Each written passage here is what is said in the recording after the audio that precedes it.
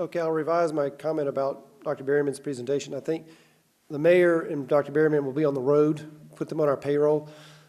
Just the two of them together, I think, make a very good summary of what the challenges are before us and where we need to be working towards. As I said, the underlying purpose of this is to bring awareness to the changes, the understanding of what we know about the hazard and the risk that's associated with that through the various studies that have been done. So from this point forward, it's really about locally looking at what we know with respect to codes and the hazard. And there will be a question and answer session that will allow the audience to be participants in this. So our next presenter is doctoral candidate Gary Patterson, who's going to talk to us about the hazard. As you've read in the media and various outlets, there's a lot of information out there about the hazard. What's the consensus, what's maybe a little skewed from the consensus, and how that plays into how we put our plans together and what we base our codes and other things on. So Gary is going to take some time and share some of the latest information about the hazard. So Gary?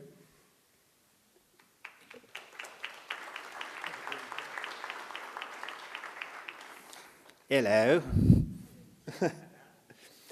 Well, welcome. It's hard to follow such speakers as our illustrious mayor and Dr. Berryman. And I'll just make this very quick. A lot of this is preaching to the choir, but a lot of this stuff is, it amazes me a lot of the times how many people here know that we had big earthquakes, but that's about all they know, that we had big earthquakes 200 years ago. The map you see here on the right is showing earthquakes over history, throughout history in the central United States. These maps prepared by the USGS show us that earthquakes here have occurred repeatedly over time.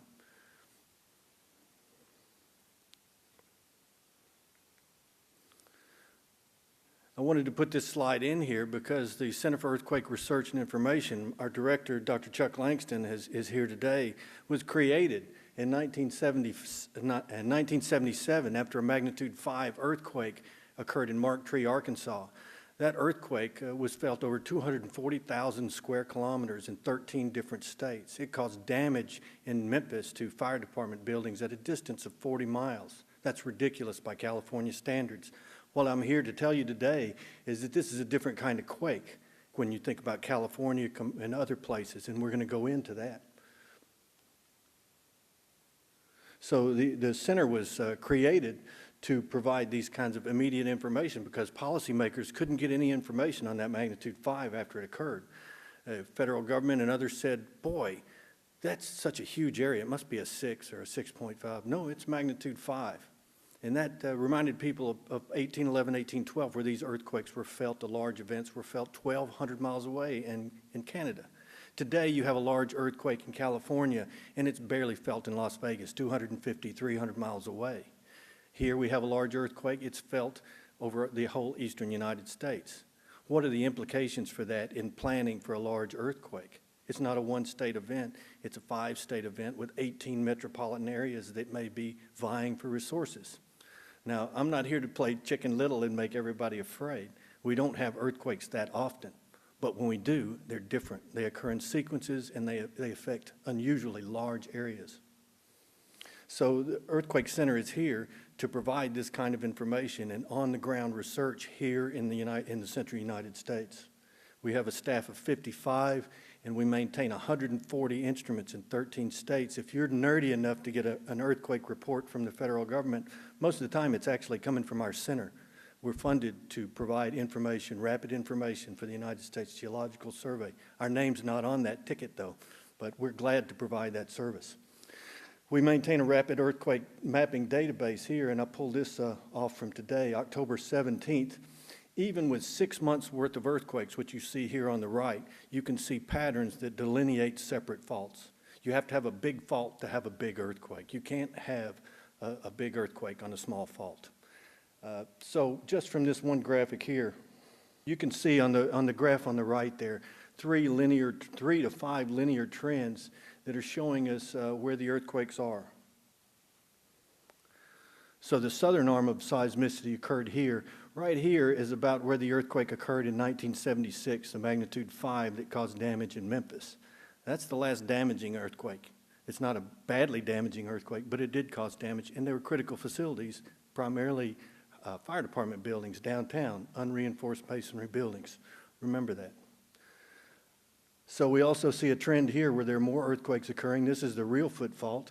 When this fault ruptured in 1811, 1812, it created the largest natural body of water in the state of Tennessee, Reelfoot Lake. It raised the downstream side of the river up about 15 feet. And imagine that fault rupture occurring at thousands of miles per hour, 6,000, 7,000 miles per hour. But the fault ruptures in one place, and then it unzips down the fault at that same speed or slightly less. When you have a really big earthquake, the epicenter, the center really doesn't matter. That whole fault becomes the center of the earthquake. Ground motions emanate out from that fault in a finite fault model. So we can see several trends, this northern trend and this northwestern trend here. So you can go to this database anytime and click on it if you feel an earthquake, and you can see what's going on in the area. If we look at earthquakes around the world, 1980 to 1990, magnitude 5 and greater, and overlay that onto the plate boundaries of the Earth in a flat map, the yellow lines we see here, we can see that we're not even in the picture here in the central United States. What did I do? So we're right here. We're far away from any of these broken edges of the Earth's crust. So imagine here in California, where the Earth's crust is moving over time, and that ocean plate is moving past North America at about 35 or 40 millimeters per year, 1.75 inches per year. That's how fast your fingernails grow. It's not a lot of movement, but it generates a large earthquake about every 60 years or so. We have that information quite well. Also notice that in these sections, the fault around the San Andreas Fault is actually part of a system that goes all the way around the Pacific Ocean. It ruptures, releases, gathers energy again, and then ruptures again over time. It's like resetting the clock every time you have an earthquake. Well, look what we have here. Our faults have a beginning and an end, probably. It's not like California, where there's more of a time dependence to the nature of the rupture cycle. So we should also remember that. But this is showing us 98% of the world's large earthquakes don't happen in places like the central United States. There is currently no consensus scientific theory about why we should have big earthquakes here at all. Our understanding of the Earth is that these plates are rigid, and you should have most of the earthquakes right here at the boundaries where they're being pushed together. So now there are some ways, some good theories out there, but there's no real consensus agreement on why these earthquakes are occurring in the plate boundary in the center of the North American plate at any cost. So this is from Joan Gomberg with USGS, who couldn't be here today, but over the last 20 years, most scientists have agreed that you can't apply these hazard models from plate boundary zones to the central United States. Meaning that if you plug that 1.75 inch rate into the right equation, it says big earthquake every 60 years. You can't do that here. This slide is really usually comes at the end, but I put it up near the beginning so you can see kind of the punchlines. The area is subject to infrequent large earthquake sequences, not just separate events with aftershocks, but 3 or 4 large earthquakes, each with their own aftershock sequence that go off over a period of 6 months.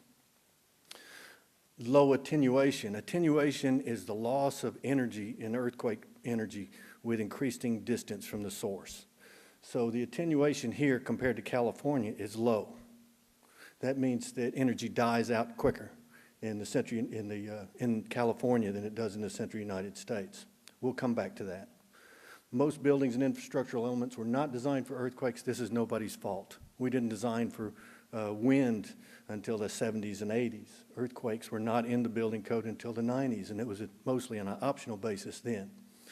So it's not because anybody was malicious.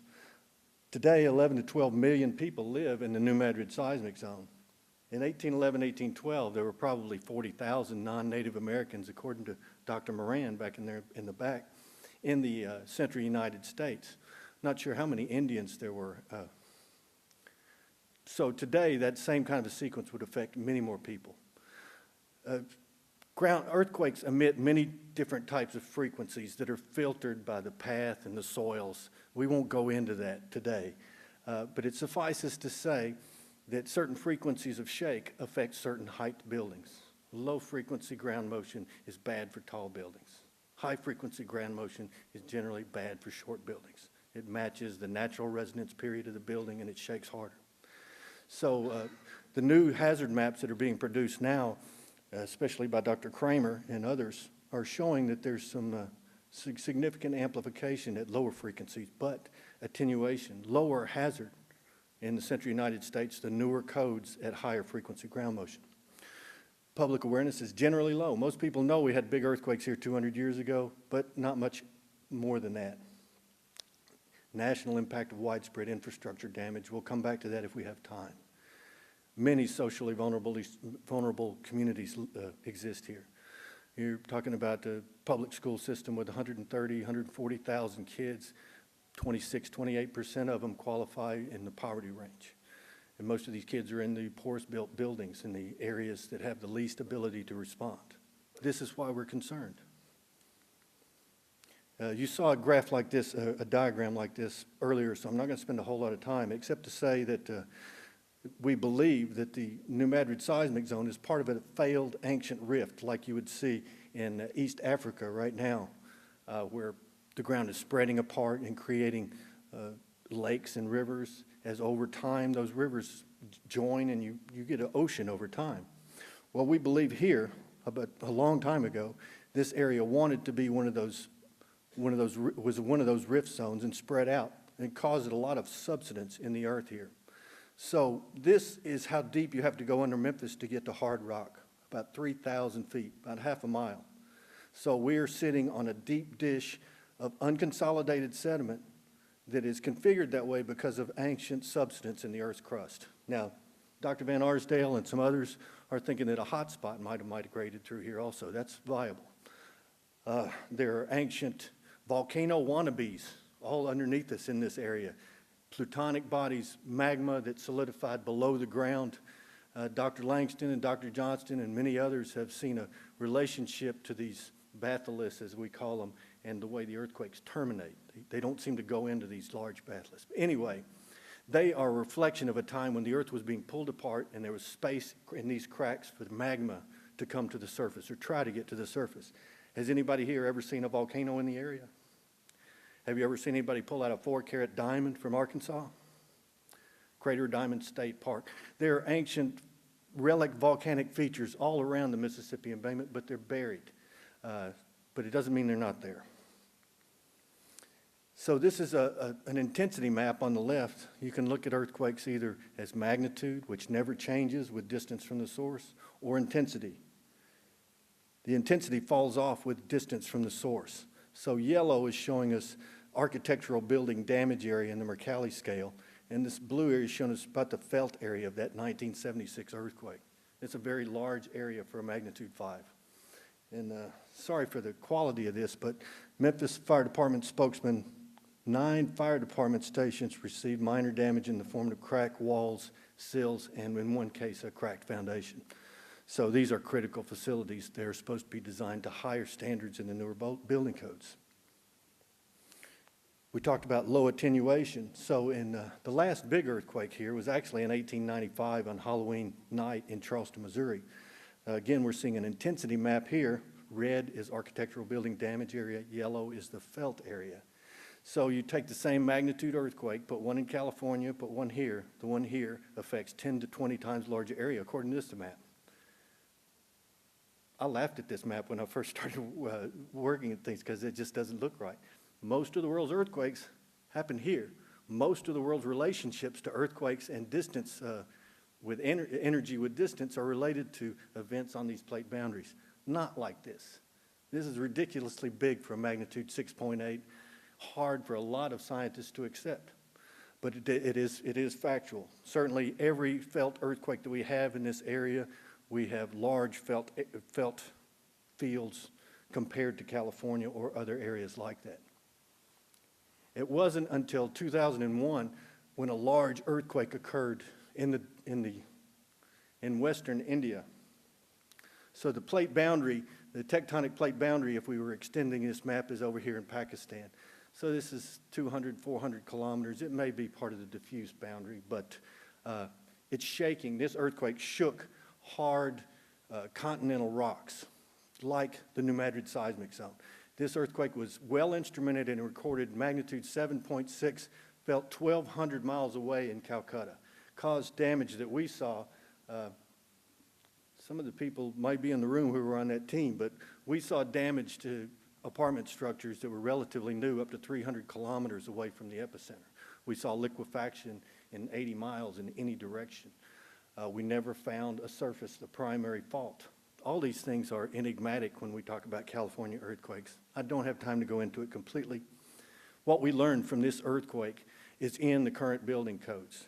We currently modify or cap the New Madrid seismic zone earthquakes at about 7.7 based on what we learned from the India earthquake. So don't think it's all just from historic maps to where we say, you know, this is what this fort said or this other fort said. We have some modern analogs. Every earthquake that occurs today, the USGS and others generate these did you feel it maps. They're very, very informative. On the left, we see the April 29, 2003 Fort Payne earthquake that occurred in East Tennessee. Now, it's not the New Madrid seismic zone. The New Madrid seismic zone where we're at, we have about 200 earthquakes per year that are large, that are above magnitude 1.5. As Dr. Langston's told me many times, there are a lot more than that happening, but they're just smaller than that detection level. So and that earthquake on the left was felt from southern Kentucky all the way to Atlanta. I mean, that's 80,000, 70,000 square miles for a magnitude 4.6. And on the right is a magnitude 7.1, the 29 Palms earthquake. The scales are the same, but they're not the same size. I'm going to overlay them there. And there are some data, I'm sure, that are capped out from California and Mexico and over here. But relatively, in this one, you've got a magnitude 4.6 that's shaking an area the size of a magnitude 7.1. Or slightly smaller than that. So you can see how it's very logical for there to be a lot of uncertainty in this area, and there is. We don't have all the answers, but we know a lot of things about the New Madrid seismic zone. In 1811, 1812, this is the western frontier of the United States. Memphis isn't a town yet. During that winter, a large earthquake occurred in December, and it was followed by hundreds of aftershocks. So that was, on the left here, we can see a diagram. This is from St. Louis University.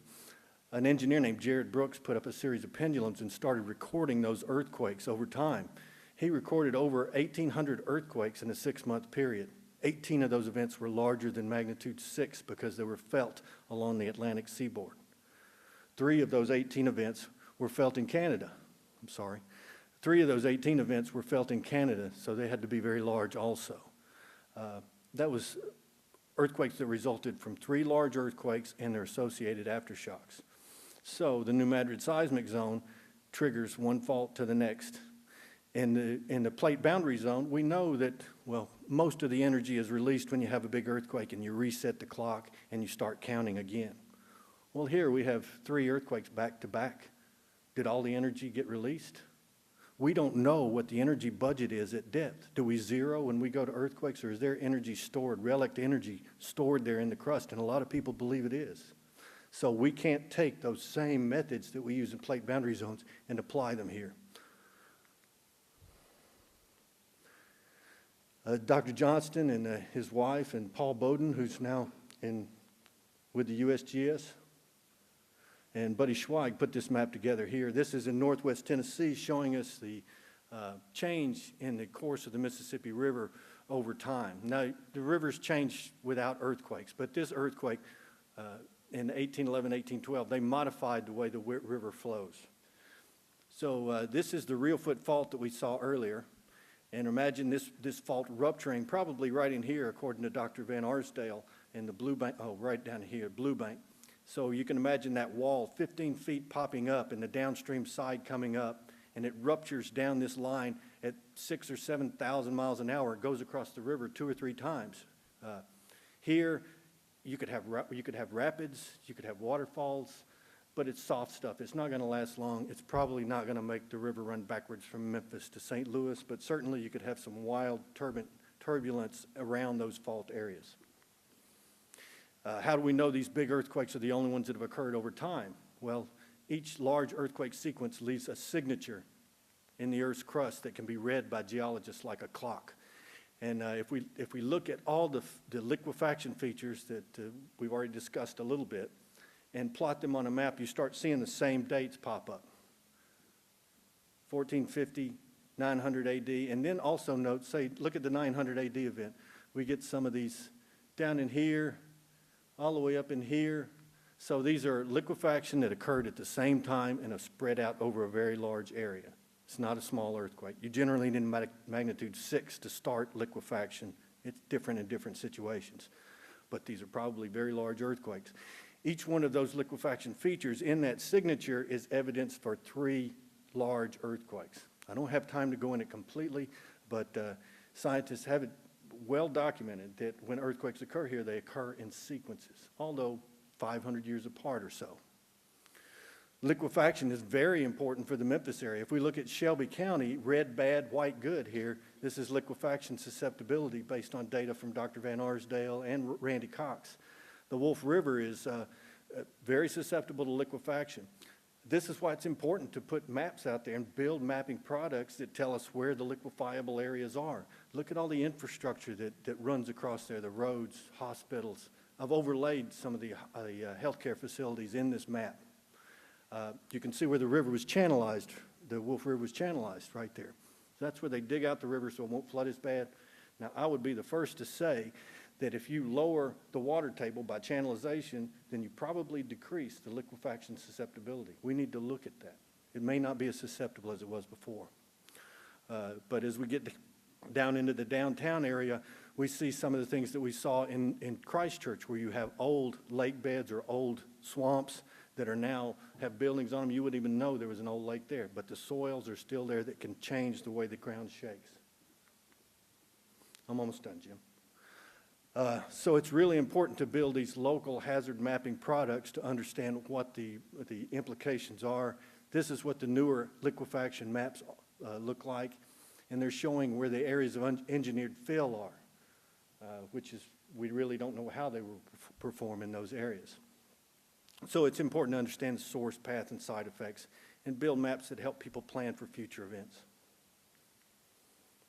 As far as the regional earthquake scenario results, it was done by the Mid-America Earthquake Center. University of Memphis is part of the Mid-America Earthquake Center. We supplied most of the data that go for Tennessee and for the Memphis area, especially on unreinforced masonry buildings and things of that nature.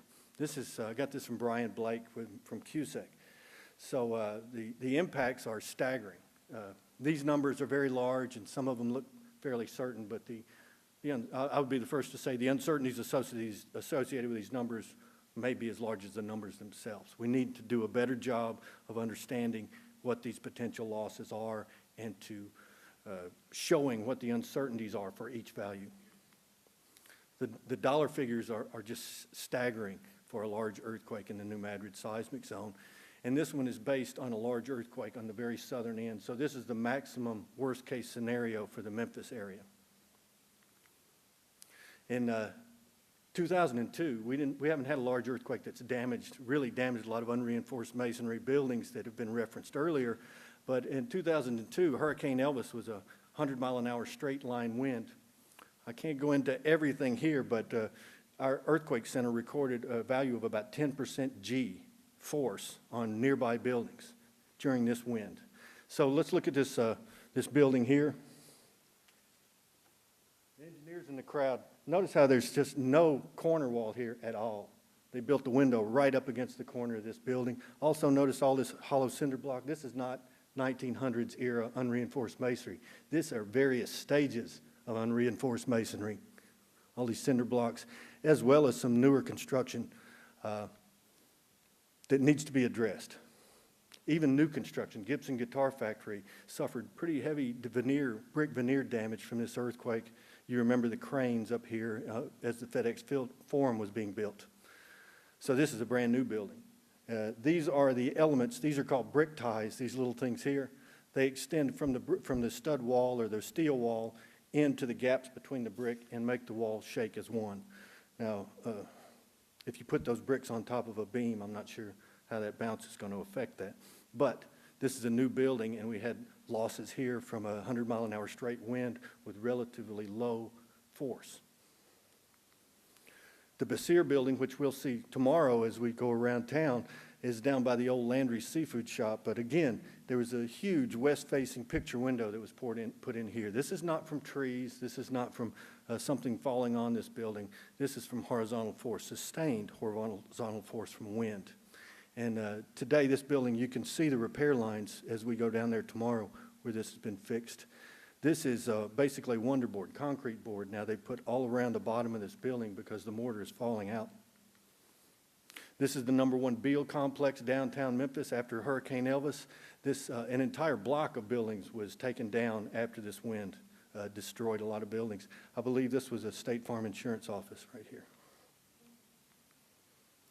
Now, this is kind of reaching. I don't want you to feel sorry for the scientists here because 6 scientists in Italy in 2009 were put in jail because they didn't do enough to tell the public about what could happen in an earthquake in their area. I'm not going to jail. I'm here today to tell you that we can have earthquakes. I'm here today to tell you that this building is 200 or 300 years old, but 50 kids died in it. So we have to make sure when we build these buildings and critical facilities that we're looking at all the aspects of over time of how earthquakes can affect them. Last big earthquake, 1706. It's not in the building code. This was a magnitude 6, I believe, 6.3. They have appealed these convictions, but these people are still in jail. I'm very proud of the West Tennessee Seismic Safety Commission that's been supported by the state of Tennessee. 3 of our commissioners are here today. Director Bob Nations with Shelby County Office of Preparedness. Ellie Jones with State Farm Insurance. Would you stand, please? And Elaine Clyburn. Are you still here, Elaine? She is our chair for the West Tennessee Seismic Safety Commission. Cliff DeBerry's here. Thank you, Cliff. Another Memphis Light, Gas, and Water person. So these are very, this commission has funded the residential cost comparison study that we're going into right now to help us better understand what the codes are going to be like. And just 2 more, Jim. All these triangles are CERI seismic stations. The igloos that you see there are central processing nodes. The red is the seismic hazard, red bad, white good. Now you can just look, usually when you have red lines like that, there are mountains and volcanoes to say watch out. But if you just look at 8 months worth of accurately located earthquakes in 3 dimensions, you can see the faults. We're about to pass by the southern arm of seismicity that extends towards Memphis right there.